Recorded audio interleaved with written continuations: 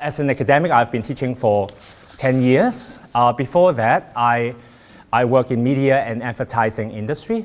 So my professional and academic background also make this happen. Why I would specialize in fashion industry in particular, and why I would be interested in investigating creative and cultural industry in general for my teaching and for my academic research. What I'm going to share with you today, I hope that I can finish it within an hour. In fact, this is originally a long paper, an 8,000 words paper that I'm working on. Hopefully can be published in an academic journal called Journal of Cultural Economy in a few months' time. So after this lecture, if you think that I'm speaking too fast, if you would like to use some of the ideas that I share with you, or you would like to give me critical comments afterward as well, feel free to do that. I would be very happy to share with you the PowerPoint presentation. But if you actually would like to read the paper, maybe in a few months' time I can share with you as well. So this project, while I myself, just now I've told you about my research area. In particular, my research focus on the development of creative industry and then the people who are working in the creative industry. 4 particular areas in the creative industry I specialize in. The first one is fashion. That's the topic for my PhD back to 2008 when I first started my PhD. I did it in a social scientific way. I conduct my research not just within the library. I conduct my research first year in a high fashion magazine in Hong Kong.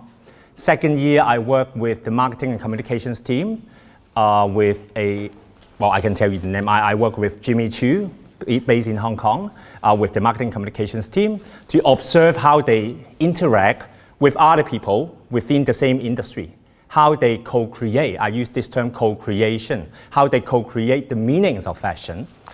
So maybe I don't exactly know the specialized area that you are doing. Maybe you are in fashion design, or maybe you're more in fashion media, communications, or marketing.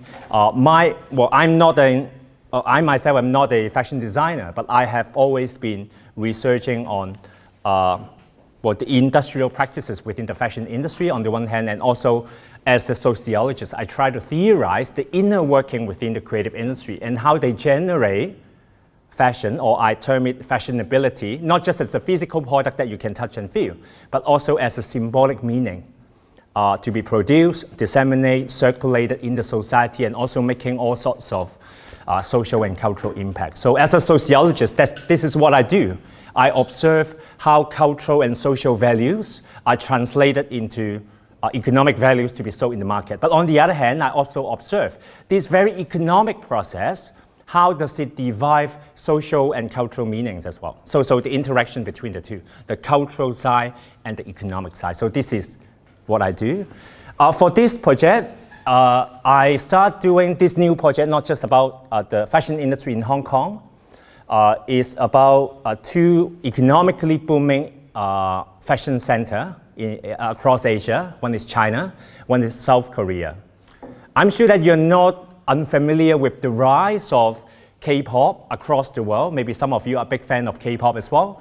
But China, a little bit mixed opinions. Some of us would think that, China has been growing economically.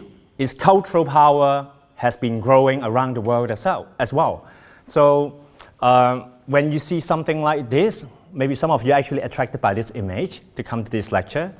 Can anyone here tell me what is it about? What's the background of this image? Yes, what's your name? 你好. It's the 2015 Met Gala. Okay. Its theme is like a hidden mirror. Okay. Yes. So that's the theme of the 2015 Met Gala, China. What have you heard about this exhibition and the big events with all these Hollywood stars, international stars, Asian stars attending the event, wearing very fabulously Chinese-themed outfits? Anything have you heard about that? Well, obviously I've looked through all of the costumes, Right. dresses, and a lot of them are so to Right, exaggerate it. right. So yeah, that's Do you like this dress? I don't. I do. You hate it. Why don't you like it? Because it looks like a pizza? This is what the media calls it, the pizza dress. Yeah? I know the designer. I don't quite like her. So I see. Can you tell us a little bit about the design? How many of you know the designer of this dress? Guo Pei? You know Guo Pei? What's your name? Estella. Estella. Can you tell us a little bit about this designer, if you know her? I just know her a little bit. She's a designer from China, and that's her typical style with all the traditional elements from Asian China. Asian theme motifs, embroidery, well, very sophisticated craftsmanship, even being regarded as the Chinese version of Alexander McQueen. That's how people called her. Any bad things about her that you have heard? Well, to me, she's just using these elements to directly apply them into new garments, but not recreation. Okay. Thank you very much. So probably some of you also know a little bit about the non-Western fashion. What's going on? Some of these ideas have been circulated around the world in and through the media. That would also be something that I'm interested to investigate as well. Various forms of representation about non-Western fashion have appeared, but then people really have mixed opinions and comments towards that. When you see something like that in China, it's not uncommon for people to say that, you see, right now, China and Chinese fashion industry has been booming so drastically. They have becoming more and more important around the world.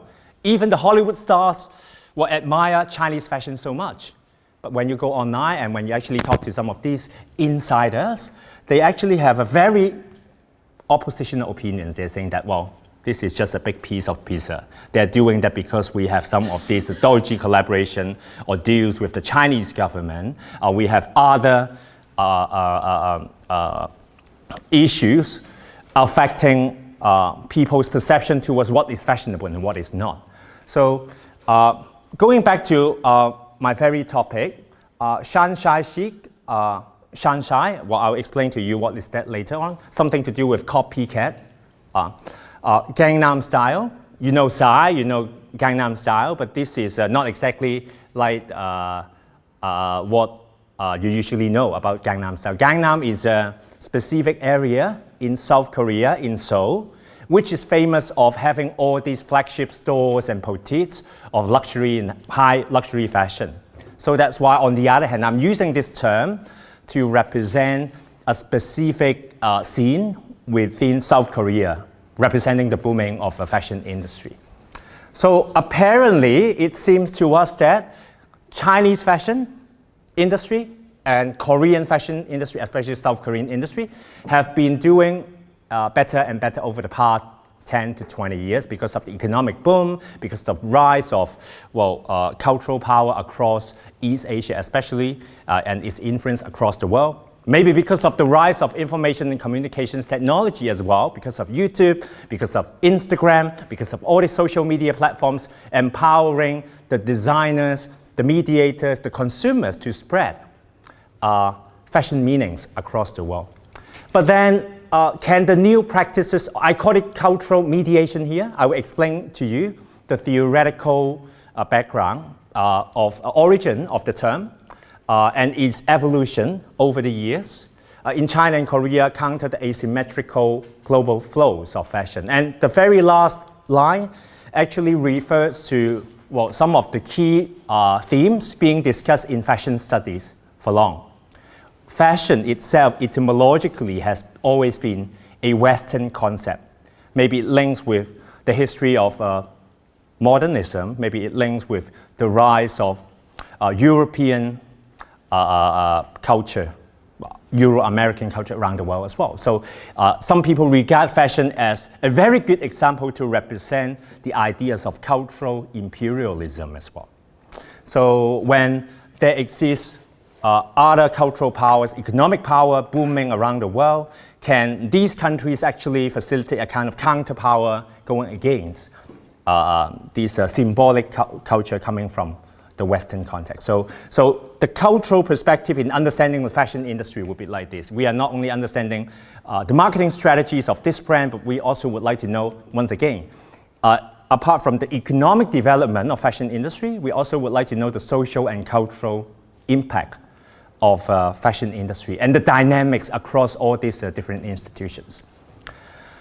All right, so I have prepared a presentation script, so if you don't mind, I would also like to share with you one by one as well. So we start with this, a little bit more specific background of this research. The meteoric rise of Korean cultural industry and soft power worldwide has become a hotly debated topic among not just academics, but also general public, policymakers, industry practitioners. While I've been interviewing all these different industry practitioners, from media journalists, marketers, public relations officers, even fashion models, even fashion photographers, they always have this question to ask me. Has Chinese fashion industry been doing better from your view? Does it have a future? How long it would be able to replace some of these competitors, for example, the Japanese fashion industry, the South Korean fashion industry? So from my perspective, I could really feel that it has become more and more important topic across different sectors. And especially for the government, why government would be interested in that? Because if you look at the case of South Korean fashion industry, I'm going to share with you some of these previous research actually working on investigating what exactly South Korea has done to push its not just fashion industry, but also entertainment industry, media industry, celebrity culture to such a extreme extent so that it becomes so successful around the world, the K-pop culture, the celebrity culture. So some people would say that they have a specific strategies in maintaining all kinds of collaboration and interaction across different creative industries in order to make it successful. So that's why, apart from the South Korean government, of course they have been doing that so well, but maybe they are being challenged from time to time as well. But especially for the other ones, they really would like to know, what can you do as a government to boost the fashion industry or the creative industry in general, not just to make a lot of money, but also to boost your soft power, make it like a nation branding strategy to promote the nation as well. So that's the very background for me to conduct this research. I'm a qualitative researcher, so of course I will look into the statistical data from the government, from the industry as well, but I am a qualitative researcher. Maybe many of you, for your final thesis, for your coursework, you would also be interviewing people as well, or getting a chance to get access into some of these companies from fashion magazines, fashion brands, a marketing communications team, or even following some of these photographers or stylists along the daily operation, so as to get to know more about what's going on within the fashion industry in a realistic setting. So that's what I did as well. As a sociologist, I don't want to just theorize that, reading books and references in the library. I actually would like to walk their walk and talk their talk and understand from intersubjective, I would say, not exactly objective, not exactly subjective, but sometimes I would be holding a more critical and objective position. Sometimes I would actually be experiencing things like what they do.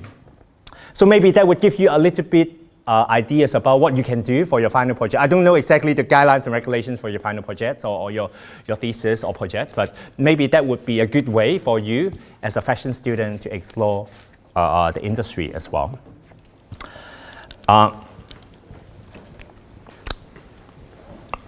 So the second question, before I go on, I just want to ask you, you don't really have to answer me, but after I talk about all this, after seeing the image I have just shown you, or seeing some of these other representations of Chinese fashion, Korean fashion, or non-Western fashion, what's your feeling towards China as a country developing its creative industry? Do you think they have been doing it better and better?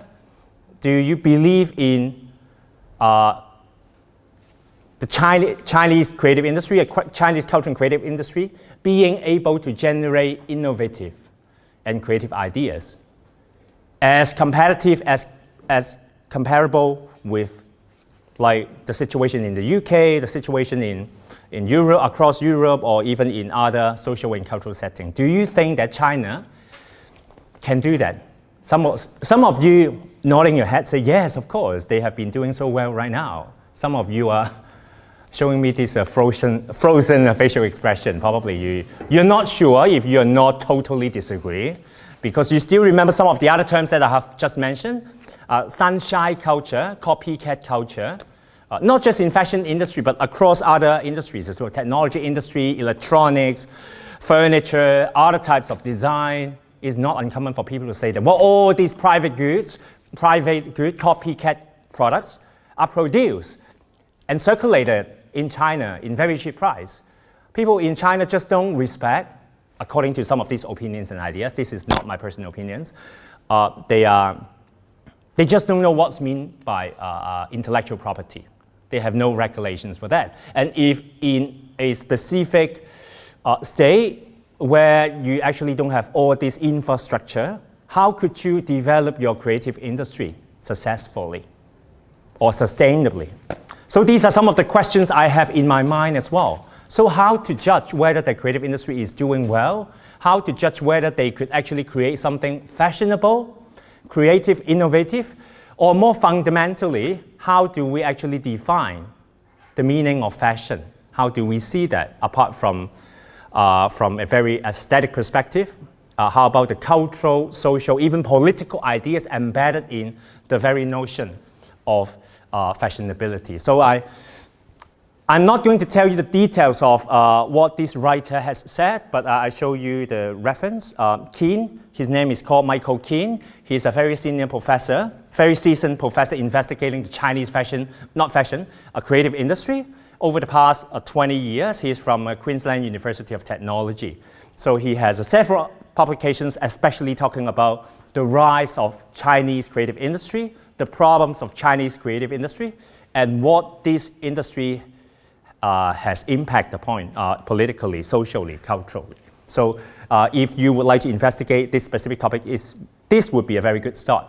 From made in China, from having China being the world factory, producing all these products in cheap price, to become created in China, becoming the nation that can actually create its own creative ideas. But it has been criticized once again. The future of Chinese creative industry, some people have been very suspicious about that. Shanzhai culture, mountain, village, stronghold, that's the meaning of Shanzhai. That manufactures imitative, uncreative, private goods.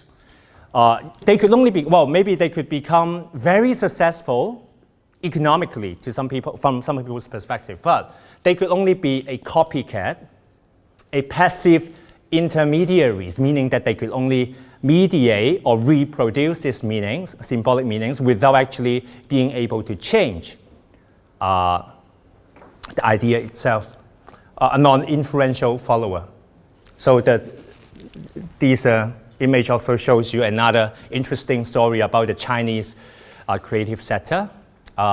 If you know that, well, there are more and more, not just the big brands. Of course, I'm going to introduce to you some of these key fashion designers making their fame, like Guo Pei, like Masha Ma, graduated from Central St. Martin, and some other designers as well. They graduated from Central St. Martin, London College of Fashion, Parsons, and they gained their fame around the world. But there are also independent designers who graduated from Suzhou, Shanghai, or some other East Asian fashion institutes.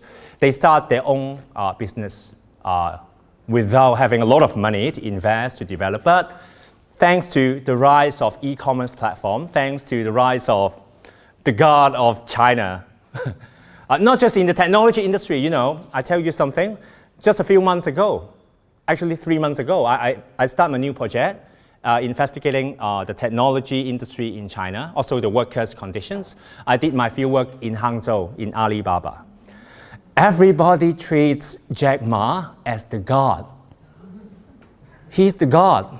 He's not just the big boss, they say that, well, Jack Ma, his philosophy, his spirit saved China, making China great again, fulfilling these China dreams.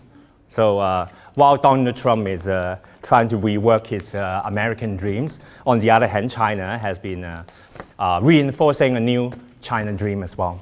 So he is the founder, co-founder of Alibaba, many different business, but one of them would be the e-commerce platform, very famous. Many people are buying things, even in the UK, directly from Alibaba, from Taobao, from Tmall as well. So people are criticizing because of all these platforms. These independent designers have been replicating, copying things directly, shamelessly, and reselling those products on these platforms. So when you say that they are doing really great as a creative industry, as a creative sector, they are not following the rules. They're actually creating all these negative effects to the creative industry, not just in China, but around the world, attacking, undermining other creative industry workers. So this is a more complicated question to be discussed in the later stage. Sorry for speaking too long. Now back to the key point. I would like to explain to you that why I'm doing this research, apart from almost like being a journalist, talking to everyone, interviewing them, collecting all their opinions and ideas. So what's the difference between being an academic, being a sociologist, when compared to being a journalist or a travelogue writer? There's one major difference that I can explain to you about my role as a sociologist investigating fashion when compared to a fashion journalist. Well, they could be very good writers as well. I admire them, I appreciate them. I have been getting a lot of insights from these industry workers over the past years. But then one thing probably they would not do, they don't bother to do, is to sit down, get detached from the industry, and try to understand the mega structure of the fashion industry, especially from a non-economic perspective. It's not just about money. It's not just about making money, making the business more successful. Of course, that's important. I'm not saying that that's not important. So all of you in the future, you don't have to care about that. You just graduate. Don't worry about your jobs. Of course, we all have to worry about that. But then fashion has a larger impact than just about its economic impact. It affects us as a human being, affects you as a man, as a woman, how you identify yourself, how you interact with other people, how you understand your own value, and, well, even how we understand our nation, our culture, and its dynamics with the other cultures as well. So that's why I'm really interested in making sense of all these interactions across different people working within the fashion industry.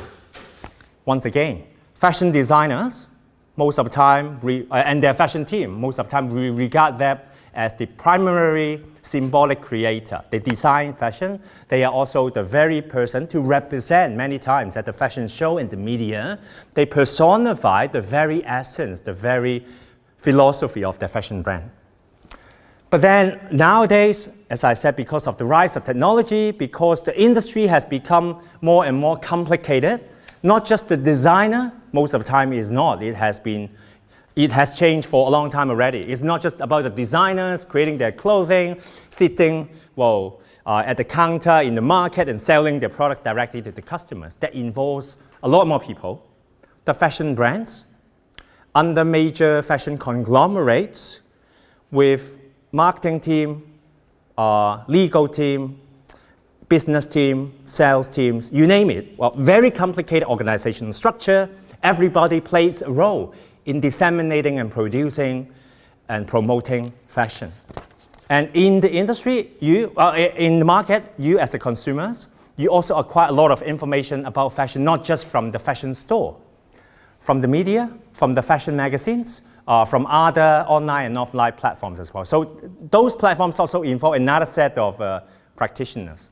So I think the situation has become more and more complicated. These interactions have become more and more complicated. I would like to know now who plays the role of shaping and defining what's meant by fashion. Is it the fashion designer more powerful these days? Or the fashion marketer, a PR practitioner is more powerful? Or as many of these new media studies theorists said, now the consumers are the most powerful ones because you can become a blogger, you can become an influencer, you can become a YouTuber, you can also change, you can be the very powerful critics of the fashion designers changing the original design as well.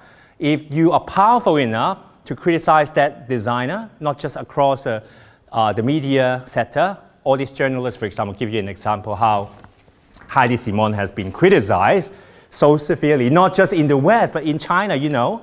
If you know that, I didn't expect that. I thought people in China like YSL a lot. People like whatever Heidi Simon does, they would like it. But that stirred up a great backfire on the social media, the most prominent social media, WeChat and Sina Microblog in China. They had a lot of criticism generated within a few days after the show has launched. And people say that, of course, that's the power of the media, the new media. That's the power of consumer. They magnify this impact. They could even change the fashion ecosystem. That's so different from the situation in the past. The relationship between fashion production, dissemination, and consumption. Now it has a huge change and evolution. So all these, I call it interactivities, are the focus of my research. I call them cultural mediators. They are not only located within one single industry. Many of them could be very roughly regarded as someone being situated in the fashion industry, but some of them actually working in the traditional media industry or new media industry and becoming more and more important. The entertainment industries have become more and more important, especially the power of celebrity in influencing, shaping what's meant by fashion. So even Anna Wintour has to care about who will be the cover girl of their magazine, and that's the same situation in China, around the world as well. There is another example maybe for the non-Chinese students or non-East Asian students you may not know. Chinese, of course, we do have a few high-profile celebrities in China being quite influential in fashion industry. They attend all these fashion shows in Paris, in New York, in London over the past 10 years, and then they were dressed with all these luxury brands. When they go back to China, they were featured in all these magazines, so people follow them as fashion icons. But most of the time, most of the stars and celebrities, they are not regarded as fashionable because they're from China. But the situation has quite drastically changed since like 2 or 3 years ago, I would say, when China has been investing a lot more money in developing the entertainment industry, media industry. They are becoming more and more powerful. So these celebrities and influencers, now what they have got is not just about, well, a higher aesthetic sense. Maybe at the end of the day, well, it's up to your subjective opinions. Maybe they're not fashionable at all, but they have a lot of very sophisticated, very experienced stylists helping them to shape and style them in a very stylish way. They become so important and influential because what they got is what I call attention capital. Not just about the cultural values affiliated with them, with their ethnicity, not just about the social connections, but more about the attention capital that they could get and the potential markets that they could reach. So this is the new mechanism once again. How did I find all these ideas? From the reading list, you can check it out later if you find it useful for your own research and discussions. Just now, I have put down all these key sociologists and cultural theorists references, and then I will be very quickly showing you in the following parts as well. So I mentioned that at the beginning, I have a theoretical framework for my research, which is called cultural intermediaries. Have you heard about that? Have you learned about this term before? Any of you? From Charlotte's class? Definitely, if you have taken her class. Any of you? Yes? No? Not yet. Not yet, okay. So it's a French theorist, sociologist called Pierre Bourdieu. Sorry for not pronouncing the name accurately. So in his old days, he, as a sociologist, he investigated the French society and especially talk about the rise of this new sector within the creative cultural industry. These people are called cultural intermediaries. Also because of the industrial changes as well within the creative and media industry.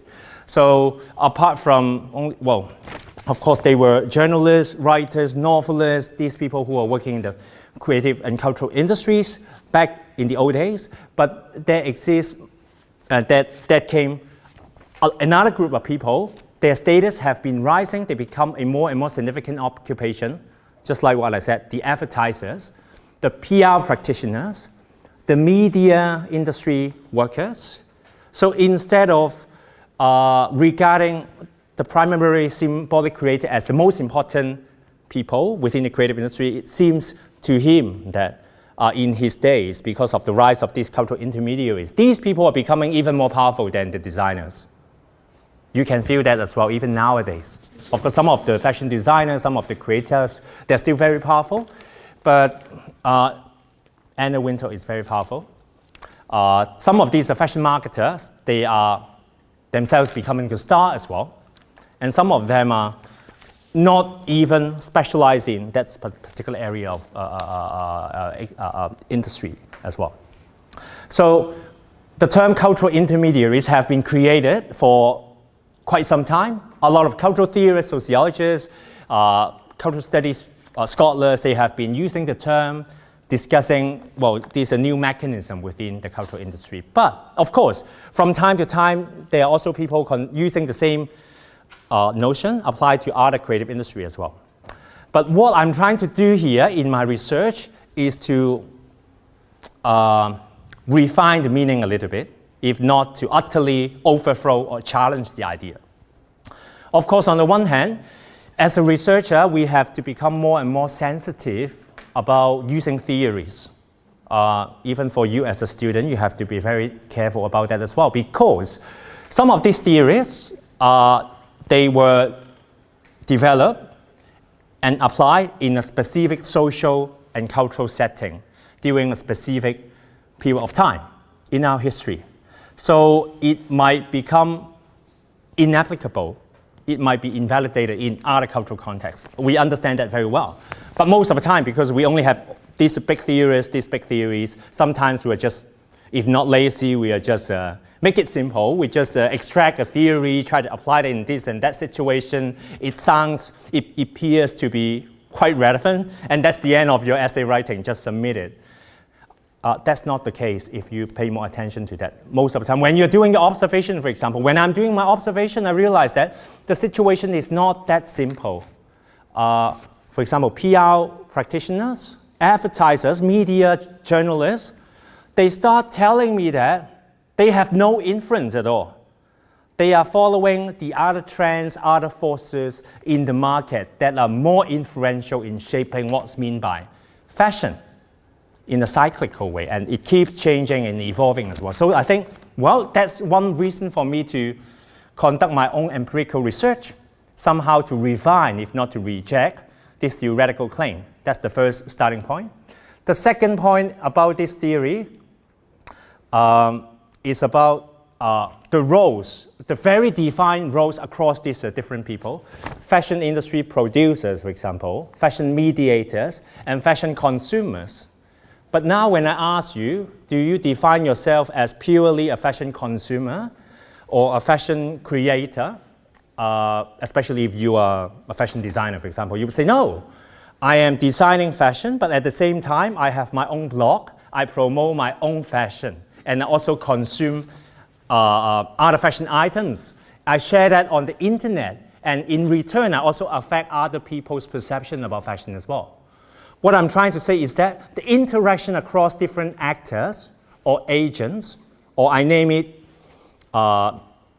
mediators, within the fashion industry has become more and more complicated. So that is the second reason for me to conduct my research. I want to map the new modes of interactions across all these different mediators.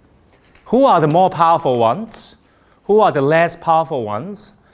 Does it matter in regard to some of the sociological factors, for example, their age, their gender, their cultural background, their education, that they have, the specific institute that they are affiliated with, for example, does it really matter? I think it still does matter.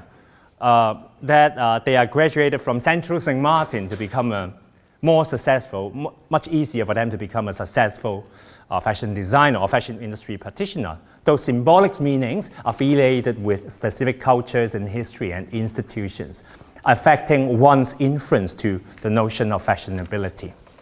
So this cultural economic process, meaning that it does have economic concerns, but it also has its cultural dynamics as well, would be something that I would like to investigate.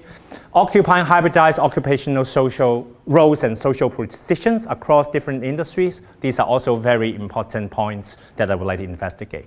The last one that I would like to highlight is another theory, many theories, sorry, you don't have to use all of them for your research, but this is a very interesting one. This is what people call ANT, Actor Network Theory. I just simplify it with a few lines.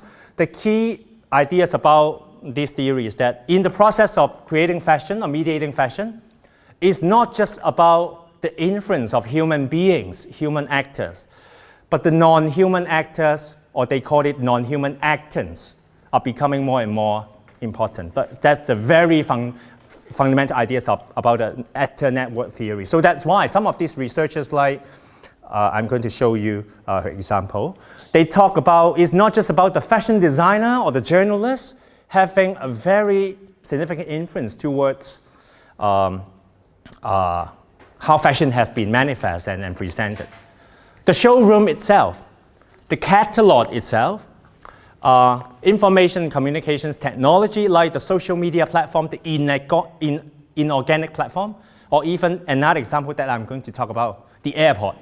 The airport could become a very interesting platform to manifest and reinforce certain notions of fashionability in a specific social and cultural context. So that's why maybe you can also investigate. I'm not saying that you can continue to do your interviews, but then you can also talk about, apart from human beings being influential in shaping what's meant by fashion. Actually, the inorganic matters, the material can also be some influential thing as well. So co-creating fashion, fashion media, and the entertainment industry, these are the three specific. I'm not saying that the other sectors would not be influential, but my main focus would be the interactions across these three sectors. Media industry, entertainment industry, fashion industry, how they collaborate with each other to co-produce the meaning of fashionability, financially benefiting their respective companies, but on the other hand, they're also collaboratively generating a specific kind of fashionability to be circulated in the market. Okay, so this is the specific reference that I talk about, actor network theory to study mediation from Summer Long, this particular article. You can check that out on, this is a specific article published in Journal of Cultural Economy as well. So from algorithm, fashion shows, ICT, retail stores, social medias, they are also very influential in shaping, interacting with human beings to co-produce fashionability. But then, of course, this theories are not always perfect. They could also be criticized as well. So there is another group of theorists criticizing, this is insane when you talk about, well, if you're only talking about, well, there's a very complicated interaction among the human beings and the non-human actants. So somehow they interact, they generate some kind of fashionability. You can never trace back to who is the most influential one. So somehow this theory has such an implication. Of course, we know that our world is very complicated. You can never say that which person, which actant would be the most influential one. But the criticism would be, well, if you only regard it as a mysterious black box process, then you're explaining nothing. You're just saying that the world is very complicated, so you don't have to explain or analyze everything. Sorry, by human actors, do you mean people? What do you mean by human actors? Human actors. Between human actors and non-human actants, is human actors just people? Is that what you mean? Yes, but I tried to, well, it's not my idea originally, but the idea is that, well, you could name it as human actors and non-human actors as well, theoretically speaking. But in terms of non-human actors, they have a specific term. They call it actants. So So basically, human actors are actors. Yeah, I know.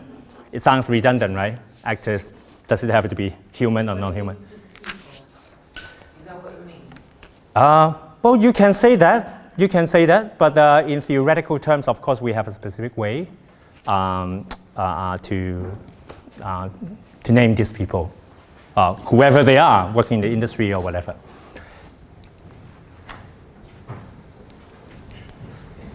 Okay, so at the end, in my research, I mainly focus on investigating or observing how influential are they in the process of cultural mediation. Why is that the case? How to justify that? And all this complexity about the mediation process is exactly what I would like to do, to refine, to enrich the previous understanding of all these actors, actants, people, what roles do they play in creating fashion in the process.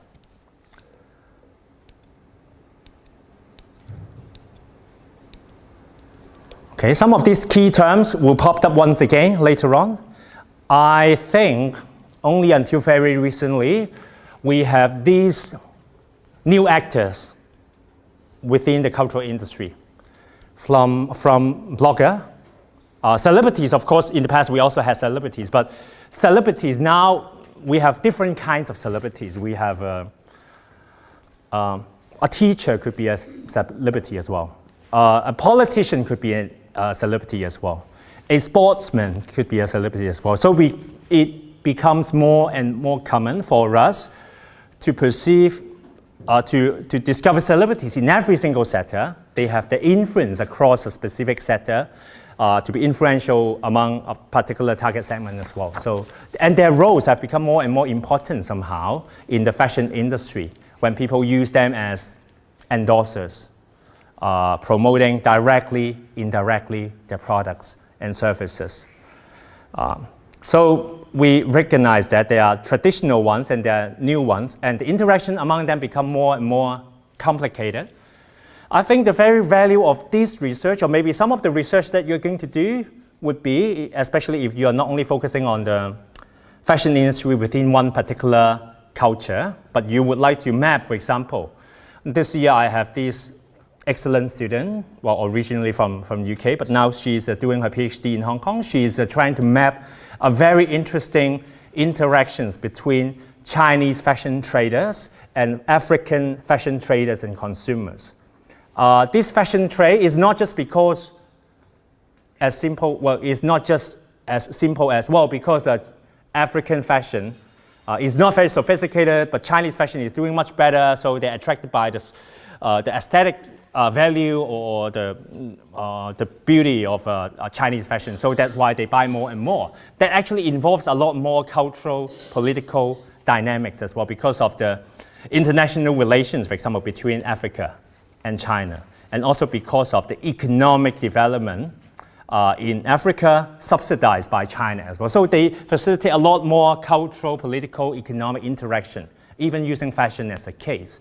So if your study, and if some of these studies could actually consider not just a specific cultural and social setting, but also the transnational flow of fashion meanings, and to map this a multi-dimensional relationship across different cultural mediators, for example, I think that would be even more interesting. I said I am a qualitative researcher. What I did, I called it, and in social science, we call it participant observation. Have you heard about this term? Participant observation, PO, which means I'm not just interviewing people, I also try to spend some time among these people, experience what they do, walk their walk, talk their talk. Of course, for this project, unlike my own PhD project, I couldn't really spend time, not spending time in the university, but spending all the time within the industry. But I did some non-participant observation, a little bit of participant observation as well. It depends on how much time do you have and how do you make sense of the whole research process for collecting all these useful data and what are the reasons behind. So somehow I did my observation, participant observation. I did in-depth interviews. The process is quite difficult, especially in the South Korean part, I would say, because I myself don't speak Korean. I speak a little bit after learning that for 9 months, but I realized that it's just hopeless. I couldn't even carry on 10 minutes conversation during the interview. So at the end, I had a very seasoned interpreter helping me to conduct the interviews while I was there, sitting there, just trying to read their facial, nonverbal communication, trying to be nice, to shake hands. But then the Chinese one, I myself speak Mandarin, so that's why I conduct most of the interviews as well. I think that's very important for you as a researcher.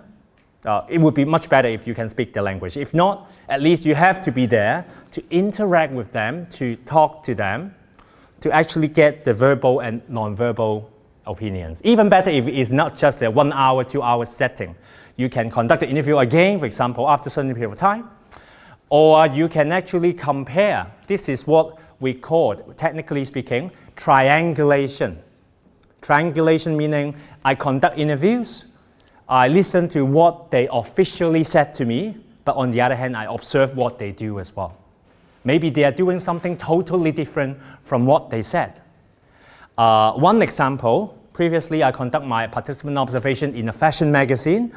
The first day when I started working there, the chief editor told me, you know, our fashion magazine is a very exclusive, unique one because we really emphasize what the very essence of luxury fashion that no other fashion magazines, even Harper's Bazaar or Elle or Vogue, they don't do that. But we are the only fashion magazine really understanding what's meant by luxury fashion, and we try to educate our target audience. So I believe that in the first place during the first few weeks. But from time to time, I heard a lot of interesting stories during my observation. One example, many of the junior fashion editors, sales, or even copy editors, they gave this chief editor a nickname. He's called a sports journalist. You know why? Because in Hong Kong, there is a sports TV channel with all these journalists talking about the matches and sharing the experience and also talking about the sports, the techniques itself. Most of the time, these are the middle-aged, baldy, not very good-looking, very unfashionable guys. So they make this huge contrast. They're saying that our fashion editor, chief fashion editor, is probably the most unfashionable fashion editor, not just in Hong Kong, but in the world. So that's why they call him sports fashion. And he could never, ever really represent a sense of luxury fashion, at least according to his outfits. I'm not trying to undermine his ability in fashion journalism, but this is the comments that I have collected in my observation as well. So what I'm trying to say is that when you are doing observation and interviews at the same time, you can actually collect a lot of interesting contradictions, and then you can make sense of all these apparent meanings, apparent values, and the inner working, the more sophisticated structure within the system. So I conduct interviews with industry workers, media workers, entertainment industry workers. I also make use of the feedback. I ask questions and also attend 2 talks in Hong Kong, one by a very famous Chinese fashion designer called Ma Ke. I will tell you who is she later on. Another one is Susie Bubble. You know, she is originally from Hong Kong, so one time she came back to Hong Kong, she attended this talk, and then I attend and ask a few questions as well. And I think they are very interesting response from the industry practitioners. So in the end, I have 7 specific terms to describe my findings. First one, disengagement. Second one, Western accreditation. Third, localization. Fourth, appropriation. The fifth, co-creation. Sixth, copying, and creativity, the combination of the 2 terms. The last one, hybridization. Well, each of them represents a specific way for individual or collective efforts of all these cultural mediators in generating fashion meanings. And most importantly, these people the fashion meanings generated by these different mediators, somehow they create a kind of counterpower to the Western notion of fashion. So that's what I'm interested in. Because at the beginning, remember what I said? That dynamics between the Western fashion and non-Western fashion. Western fashion has always been having this more privileged, superior position in the fashion field, but many people say that now is not the case. Now we are becoming more global, more egalitarian, more people can voice out their own opinions and ideas about fashion. They can share their own fashion sense. We are becoming more equal, regardless of what cultures, what ethnic background that you are from. But in fact, when you're looking into the real situation, it's more complicated. Sometimes they seem to have a chance to share and produce and advocate what they think is fashionable as an ordinary consumer or as a fashion industry practitioners. But sometimes they also encounter resistance within the industry, or sometimes because they are situated in a specific institution, cultural setting, they are being socialized to believe that this is not something that they can break through. I'm going to discuss 3 specific methods. I think they are more interesting to share with you. The other ones, again, if you're interested, I can tell you, share with you more later. The first one is called a disengagement approach. This is not the sentiments, the strategies used by this single designer. There are also other designers that I talk to, other practitioners that I talk to, from fashion editors to fashion designers to a very high-profile fashion designer like Marker. Marker also graduated from Central St. Martin back in the 1990s in an MA program in women's wear, if I remember correctly. And then later, a few years later, she was the first Chinese to launch her fashion show in Paris, making a huge media stunt across the world because that label called Wu Yong, useless. That's the very name of her first label. And that label also represents a very different sense of fashion. Very earthly colors, very down-to-earth materials. And that somehow, some people would say that, well, this is actually a kind of a symbolic representation of the very communist virtues in her fashion. So it's very Chinese in that sense. Why I'm using this as an example, and there's one more thing. She becomes so famous internationally apart from that show, it's also because she has been dressing the First Lady of China for quite a long time. So every time when the First Lady of China, Pang Liyuan, are going to all these visits with the President of China, everybody pays attention to what she wears. And most of the time she wears Marker's design, I think in quite many occasions. But she has a very interesting philosophy. So if you think that, well, she's doing well because she's associated with the very high-profile political leader in China, so somehow that kind of interaction helps her to promote or reinforce the notion of fashion, Chinese fashion or non-Western fashion. It's more complicated than that. Because when you actually talk to her, and if you actually know her work, you know that she has never ever been really engaging in the fashion cycle thing, the fashion weeks and all these promotions. She never does any of that because of her very idea. That's what she said. Because for this, we all know this basic idea of international fashion cycles. 2 main collections are being launched twice, spring, summer, fall, winter, every year. But for me personally, if a designer insists on creating what he or she feels for, he or she has no way to accomplish the creative task within such a tight time frame. And nowadays, we don't just have 2 seasons. We have 4 seasons, 8 seasons. Pre-fall, pre-winter, pre-spring, pre-summer. Well, and some of these are fast fashion brands. Of course, they have 26 seasons as well. You know which one it is. So what's meant by fashion? What's meant by creativity?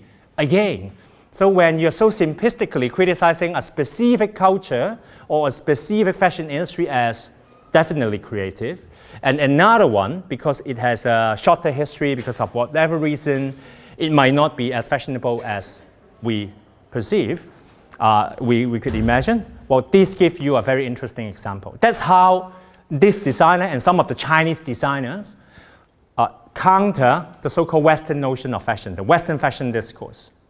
It's not just about globalizing fashion around the world. This is a defensive approach. They don't care about globalizing their fashion. If you're interested, go ahead. If you're not, that's okay, because they are selling within their own continent, their own market. This is a very interesting strategy that I observe in the strategy in countering global fashion. This is another quote. It's about Chinese craftsmanship, precious cultural capital, grounded in reality. So you can check out who's marker, what her work is about. Her work has even been reproduced as art piece and exhibits to be shown in some of her fashion stores as well. The second example, co-creation approach. Maybe this one is much easier for you to understand, because I talk about the human actors and non-human actors, the more complicated interactions among them, and generating a kind of unique fashionability that somehow attracts the attention of the audience, and even having a very strong power to go against, most of the time, the dominant Western fashion. But when you ask me, I think the situation is more complicated. Airport fashion, I would say, this originated in South Korea, especially because of the boom of entertainment industry. Anybody knows what's meant by Korean airport fashion? You're smiling. Maybe you know a little bit. What is that? What's your name? My name is Kia. Kia. Where are you from? I'm from China. Okay. So you also know about airport fashion as well. I'm not sure if I know it that well, but I see a lot of pictures of Okay. idols, or celebrities, they're caught by paparazzi, Mm-hmm. their photos, and some of them are blurry Mm-hmm. in a way, Mm-hmm. but like they're totally spread out in the internet, and the fans are screaming, like, Okay. it's just crazy. Okay, so the paparazzis, thank you very much, following the celebrities wherever they go when they're traveling abroad. So they wait at the airport, taking a lot of pictures of them and their fans, the interaction, and later on post that online. Well, that sounds like something not quite new. In the past, paparazzi media practitioners also did that. But the new mechanism is that nowadays, these celebrities are not only the victims or the passive ones. They are actually, and the management company, they're actually actively working with different brands. They endorse these brands not just in the fashion show, not just in a media event, they actually endorse that in a more implicit way in the airport. Sometimes, actually quite often, especially the female stars, you could see them in the airport while changing their clothes like within an hour 3 times. They appear in 3 different corners, and the journalists, the fans follow them. And more interestingly, it's not just about the media journalists being powerful in shooting the photos, posting that online or on their official platforms, and creating an inference or awareness of that specific fashionability. Even the fans, if you're going to the airport, if you're one of those crazy fans, you take the picture. If you have a lot of followers, you post those pictures, write some very powerful hashtags and feeds, and you can create a lot of sensations on the internet as well. And that's not the end of the story. This is just about, well, now they have a very more complicated, sophisticated collaboration. But the next step is that the day after, the brands, very, very often, is because they are launching certain products or certain lines, having an official event. So it's more like integrated marketing communication strategies. That's one thing. The other thing is that it does not only benefit the official brands sponsoring these stars, endorsing these products, even the smaller brands, even the copycat brands, especially in Korea and in China, you know they benefit from the airport fashion as well. So that's why I have this term, Shanzhai culture, and Dongdaemun. I use Gangnam Style. Actually, there's another style called Dongdaemun style, the opposite. Dongdaemun is a 24 hours shopping center in South Korea. But what they sell is not luxury fashion. A lot of copycat fashion, cheap fashion. And it's very popular among the younger generation as well. So whenever it exists that kind of media buzz, next day or within 2 days, you would see exactly the same style being placed on the mannequins in these places. They even stick the pictures of that specific star wearing that clothing. One of these pictures downloaded online, showing that this is the girls' generation style. This is the G-Dragon style, for example. Now, some of these are very popular K-pop stars. This is a very good example for me to represent what I call multi-nodal collaborations among the brands, celebrities, and the media, the collaboration across these different sectors, across these different mediators, and also across human actors and non-human actors, in this case, the airport, the social media, or even the way these messages are being very systematically disseminated in and through the media because of a specific algorithmic design, for example. So the new technology plays a role in mediating fashion these days as well.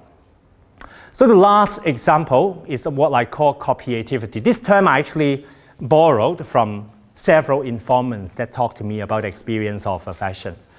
When I asked them, do you think that Chinese fashion, Korean fashion, they could be influential around the world and they could be innovative and original? Some of them are very strongly disagreeing with this idea. They think that, well, Korean fashion has no influence around the world, Chinese fashion is no good, it only represents copycat culture. But some of them actually gave me this very interesting idea. She said that, one of them I remember that,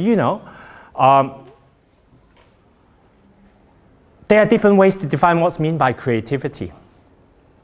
Even when quoting one of the theorists that I've just mentioned, Michael Keane, in his recent book talking about Chinese and creative industry, you have to think about not just the very typical understanding of creativity, but also the very understanding of innovation and your relationship in the society with other people. Because the very fundamental understanding of creativity in our modern understanding would be about your individual creativity. You own it, you create it, and is what you have, and you're making a big influence in the society. But not judging that morally, not judging that from an ethical perspective, some of these informants told me that in China, creativity is a different thing. It's a very Confucian thing. There's nobody owning certain kind of ideas and values. You have to share with other people. And you also inherit creative ideas and virtues from other people and you reproduce it, you mediate it. You never owned it. Other people never owned it. The whole country, your whole nation owns it. So in that sense, of course I'm not justifying that, but in that sense you can understand even a simple term creativity could be understood in various ways if you actually have a bit more sensitivity about the cultural setting, in a specific context. In Korea as well, when I talk to, of course, from the Korean perspective, definitely, they are saying no to Chinese creativity in that sense. They're saying that, Chinese has too much Shanzhai products, copycat culture is very dominant. But you know what? We Koreans are not actually much better than they do because we, apart from having this Gangnam area, we also have a Dongdaemun area. Dongdaemun area is exactly what I have just said. They are also selling a lot of fake products, but they fake the products, they copy the products in a more sophisticated way.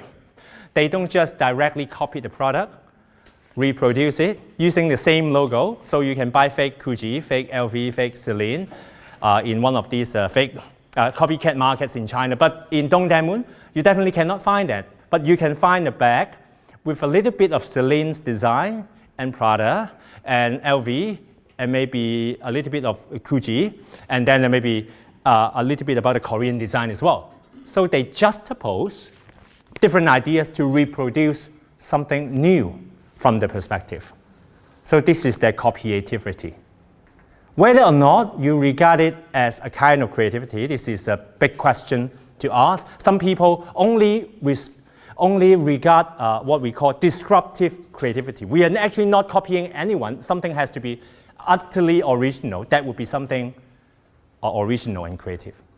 But some people would say, well, incremental creativity would also be something creative as well.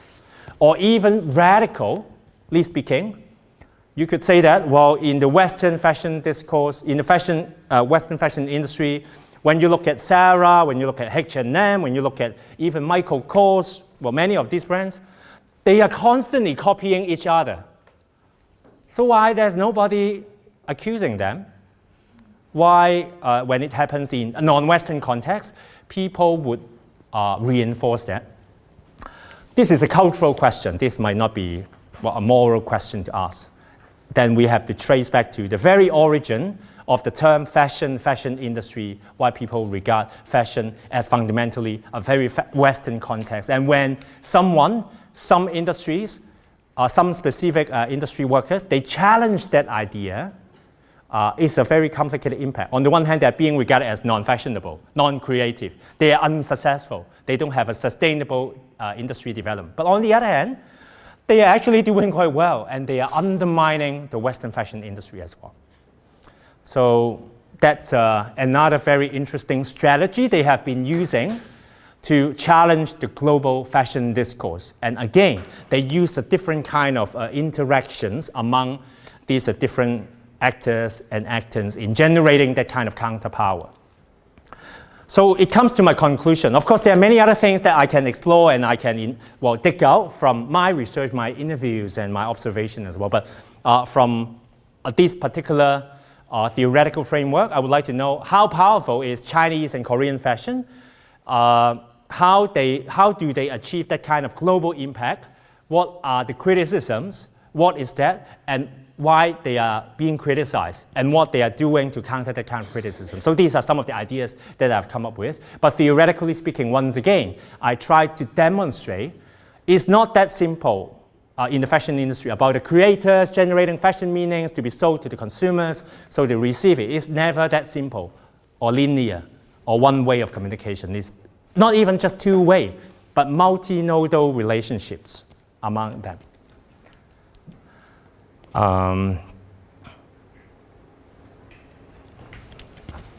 In terms of the idea of globalization, this project also tried to reconceptualize the very meaning of globalization as well.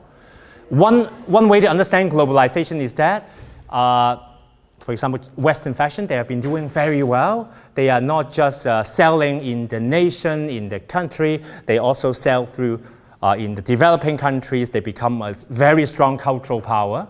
This is the very notion of global. Well, you can take it from this specific way, but globalization has become more and more complicated. There are counterpowers. There are hybridizations, like what I said, the other categories. They hybridize. In the case of K-pop, they have a little bit of hip-hop, but they also have the Korean style. They combine it. When you watch this K-pop stars video, can you really tell the very essence of Koreanness in those dance and representation? Maybe no, but you still regard it as a very Korean style. So this is a new way as well, hybridizing different cultures, but trying to make people think that, well, this is the new version of the cultural representation. Okay, so thank you very much. I think I have overrun a little bit, so let's have some time. If you have any questions, we can discuss more about that. Thank you.